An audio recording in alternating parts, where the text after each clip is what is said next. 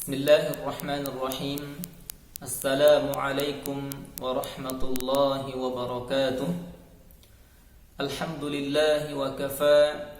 Wa sallallahu wa sallama ala sayyidil mustafa wa ala alihi wa ashabihi ahli tuqa wal wafa. Allahumma la sahla illa ma ja'altahu sahla wa anta ya hayyu ya qayyum taj'alul hazna idza syi'ta sahla. Allahumma rzuqna al-ikhlas fin niyyati wal qawli wal amal. Pemirsa yang dirahmati Allah Subhanahu wa taala, pada kesempatan kali ini saya akan menjelaskan aqidah Asy'ariyah dan aqidah Maturidiyah. Aqidah pengikut Imam Abul Hasan Al-Asy'ari dan Abu Mansur Al-Maturidi. Dua imam yang agung, dua imam Ahlus Sunnah wal Jamaah rahimahumullah. Aqidah Imam Abul Hasan Al-Asy'ari dan Abu Mansur Al-Maturidi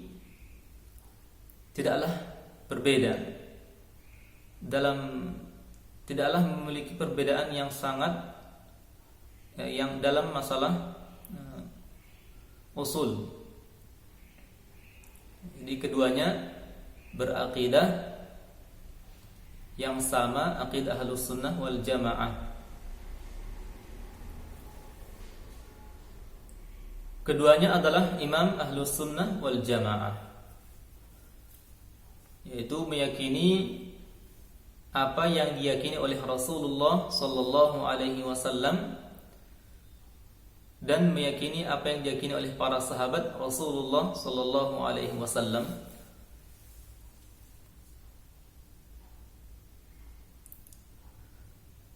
Aqidah Imam Abul Hasan Al-Asy'ari dan Abu Mansur Al-Maturidi,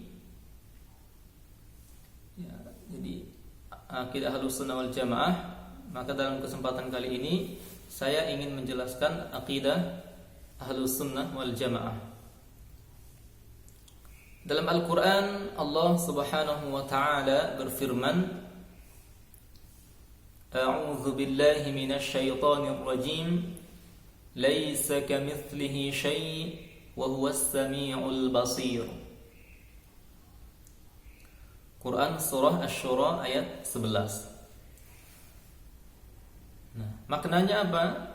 Maknanya laisa kamitslihi syai', dia Allah tidak menyerupai sesuatu pun dari makhluknya, dan tidak ada sesuatu pun dari makhluknya yang menyerupainya, baik dari satu segi maupun semua segi. Dia Maha mendengar dan Maha melihat. Nah, dalam ayat ini dijelaskan bahwa dia Allah Subhanahu wa ta'ala tidak menyerupai sesuatu pun dari makhluknya. Dia Allah tidak menyerupai sesuatu pun dari makhluknya. Nah, makhluk itu apa?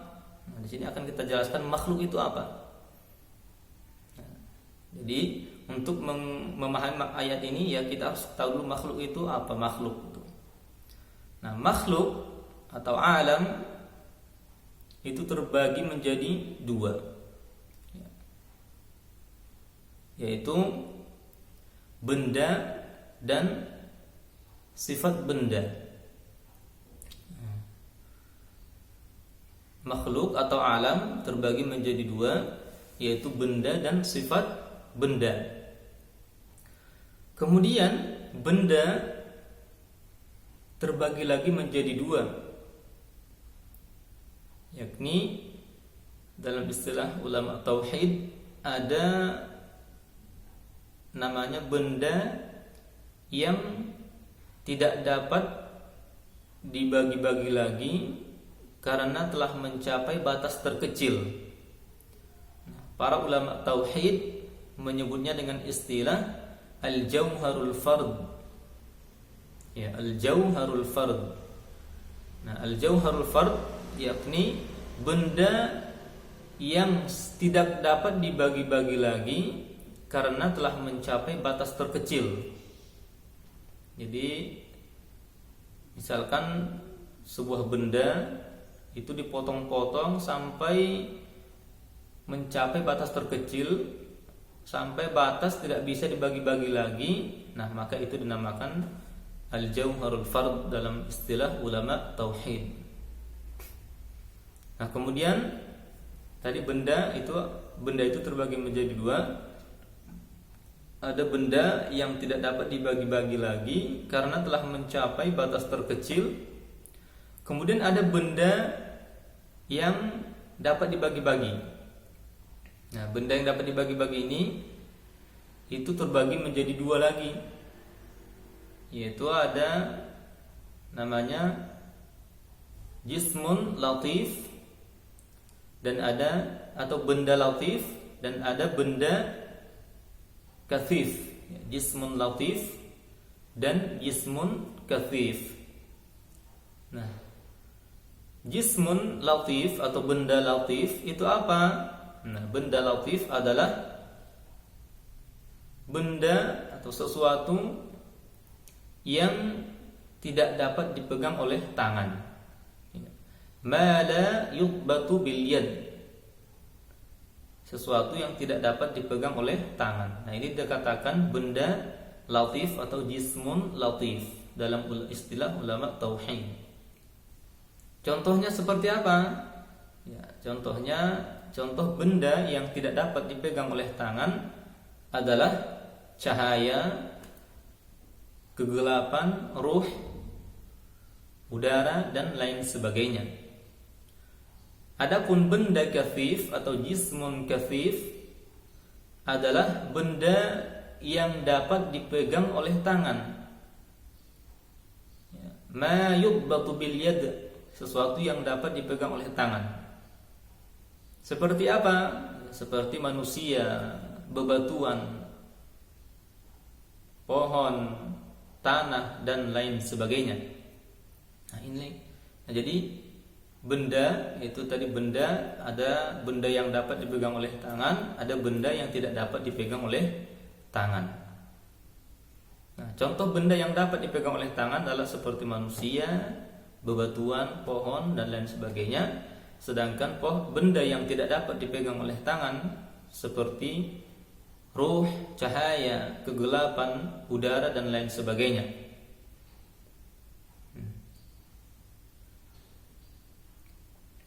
Nah, jadi itu benda. Kemudian balik ke awal lagi tadi, itu kan makhluk atau alam itu kan terbagi menjadi dua. Ada benda dan sifat benda. Nah, sifat benda itu seperti apa? Nah, sifat benda ya seperti diam di suatu tempat, bergerak, berpindah dari satu tempat ke tempat yang lain, ya, bertempat, berarah, butuh kepada yang lainnya, lemah, nah, berwarna. Nah, ini termasuk adalah sifat-sifat benda. Nah, maka makna dari ayat yang kita bacakan tadi, yaitu laisa kamitslihi syai', maknanya adalah bahwa Allah Subhanahu wa taala tidak serupa dengan benda, tidak serupa dengan sifat benda. Allah Subhanahu wa taala bukanlah benda yang tidak dapat dibagi-bagi lagi menjadi bagian yang tidak dapat dibagi-bagi lagi karena telah mencapai batas terkecil, dan Allah Subhanahu wa taala bukanlah benda yang dapat dibagi-bagi lagi.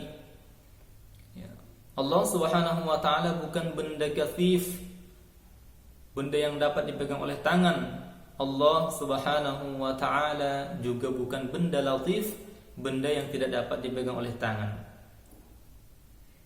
Seperti cahaya, ruh, kegelapan dan lain sebagainya. Artinya Allah Subhanahu wa taala tidak serupa dengan cahaya dan bukan cahaya. Allah bukan cahaya dan tidak serupa dengan cahaya. Allah tidak seperti manusia. Allah tidak seperti bebatuan, pepohonan. Allah Subhanahu wa taala tidak seperti ruh. Allah Subhanahu wa taala tidak bersifat dengan sifat-sifat makhluk.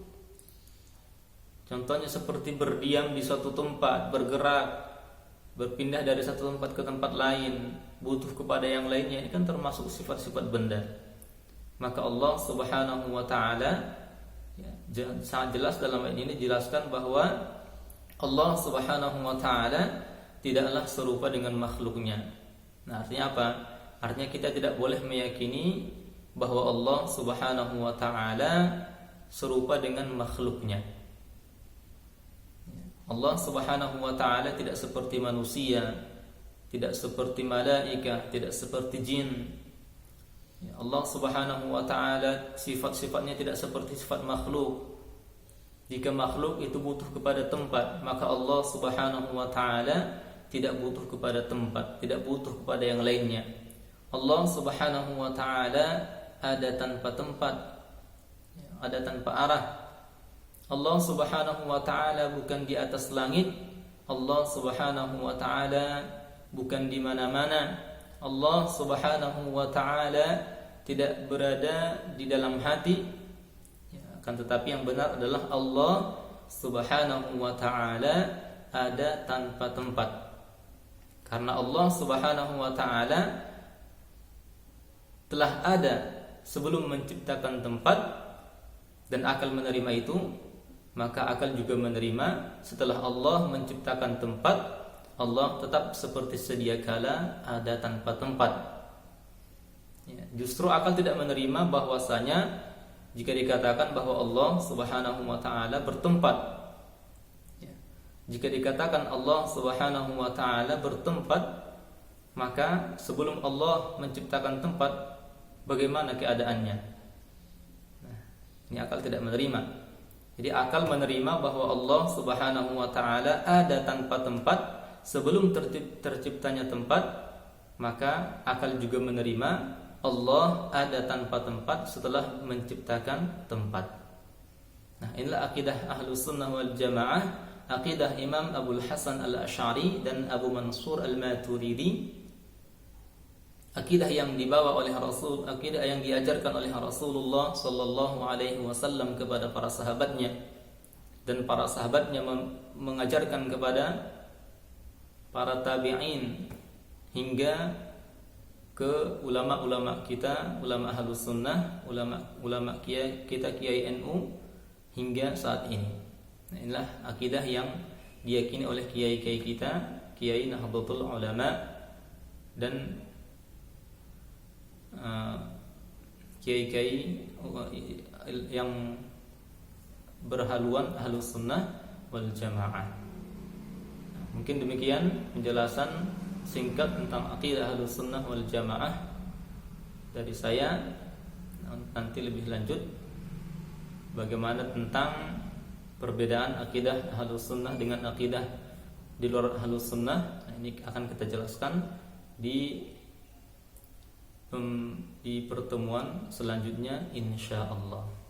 Hakadha minni, Allahu a'lam wa ahkam. Barakallahu fikum wa ahsana ilaikum. Wassalamu alaikum warahmatullahi wabarakatuh.